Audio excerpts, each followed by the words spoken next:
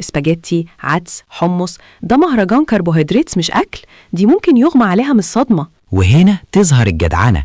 الراجل الشهم هو اللي يقول للجرسون: يا ريس كتر الورد والعيش المحمص، وخلي بالك من الدقة عشان المدام معدتها حساسة.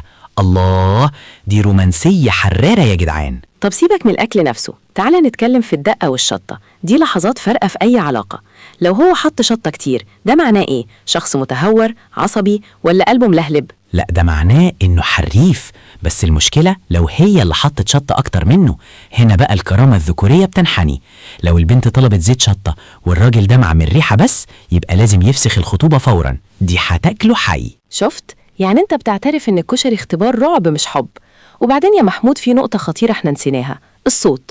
صوت المعلقة وهي بتخبط في الطبق الاستانلس، تن تن تن تن، ده إزعاج. فين الهدوء؟ فين الموسيقى الهادية؟ يا أمينة، دي سيمفونية الشعب، ده صوت الشبع،